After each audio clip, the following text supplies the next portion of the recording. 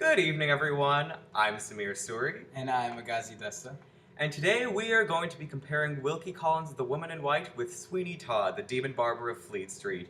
Not the movie starring Johnny Depp, not the other movie starring Ray Winstone. That apparently exists. We are going to be talking about Sweeney Todd's Demon Barber of Fleet Street, the 1979 Broadway musical with music and lyrics by Stephen Sondheim and book by Hugh Wheeler. Since y'all have already seen a video about The Woman in White, we thought we would talk about a specific element of the two works, namely the way they establish tone, the way that those restrictions imposed on them by the media they've chosen to tell their story, the way they use the tools that they can only use because of those media in order to tell that story, and the way they become kind of exemplars of using that media's techniques. So, Agazi will go first. So for the purposes of making this parallel, please refer to page 320 in your books. It starts off, "It was too late to draw back. It was no time to wait. I determined to go on at all hazards and trust for security to my own caution and to the darkness of the night. For Laura's sake, I thought to myself, as I took the first step forward on my roof, with one hand holding my cloak close around me, and the other groping against the wall of the house. It was better to brush close by the wall than to risk striking my feet against the flower pots within a few inches of me, on the other side.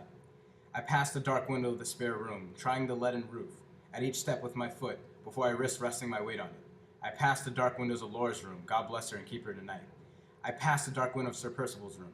Then I waited a moment, knelt down with my hands to support me, and so crept to my position under the protection of the low wall between the bottom of the lighted window and the veranda roof."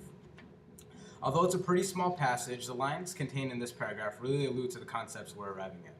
When evaluating this book, Collins as a whole vividly paints us the scene, further adding to the imagery of suspense and the recurring ideas of sorrow and gloominess.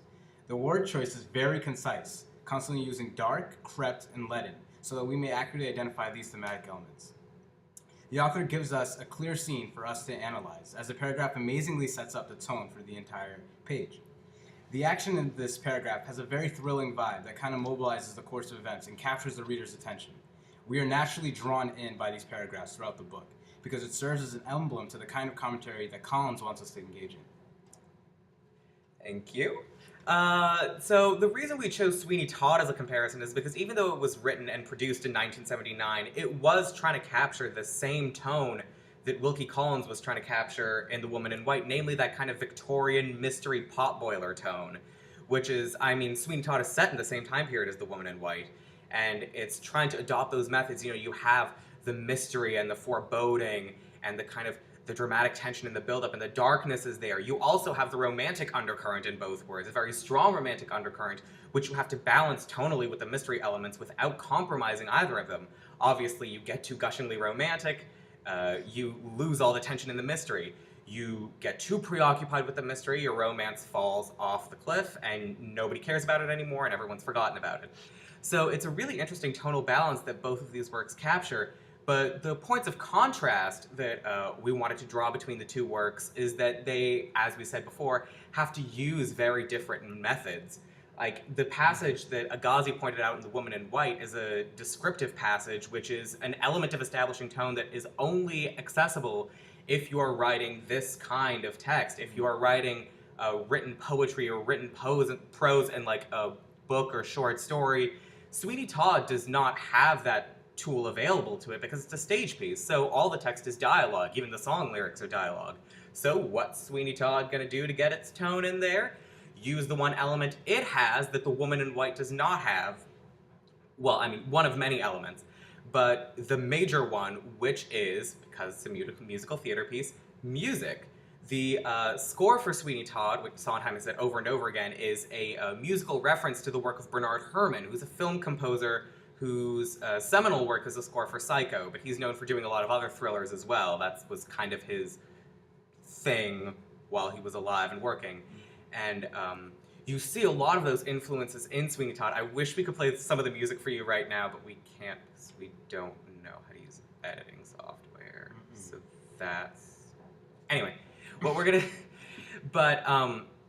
But you do have those musical elements in Sweeney Todd, and that's how it gets its tone in there. That's how it gets the foreboding and the tension and the dramatic buildup in there. It's, you know, this rumbling low orchestra with the brass and the strings, and then eventually crescendos into these screeching strings. And, you know, if you remember the shower scene in Psycho, that screeching strings motif is something that shows up in Sweeney Todd a lot. You hear it a lot in that score. Also, an interesting way it used the score to establish tone is a way in which it kind of really revolutionized the way tone happens in musical theater, because it was really the first horror musical. And so Sondheim realized, you know, the traditional structure of a musical is long stretch of musicless dialogue, and then a song, and then another long stretch of dialogue with no music, and then another song. And he realized when you have those kind of breaks in the narrative, you can't sustain tension in the way, and atmosphere, in the way that Wilkie Collins does in the book. So what he did instead was underscore all the dialogue with music, and Hugh Wheeler had to tailor all the dialogue so that it fit perfectly on the music, and it was really interesting and really revolutionary. And if you look at later suspense musicals and mystery musicals that try to capture the kind of Victorian potboiler thing too, something like Phantom of the Opera or Jekyll and Hyde, both of which sucked, but that's a different story. But they adopted that same method too, didn't use it well, but I mean, that is what they're trying to do, and that's why I think Sweeney Todd and The Woman in White are such interesting sister works, because they're basically doing the exact same thing. They're establishing almost the exact same tone in the exact same style, which is that Victorian style, but doing it under the constraints of two completely different types of media, and therefore having to use completely different techniques in order to do so. So, that was us. Those were our 2 cents. I'm now going to amateurly turn this off. Hope you enjoyed it. Because that's who we are.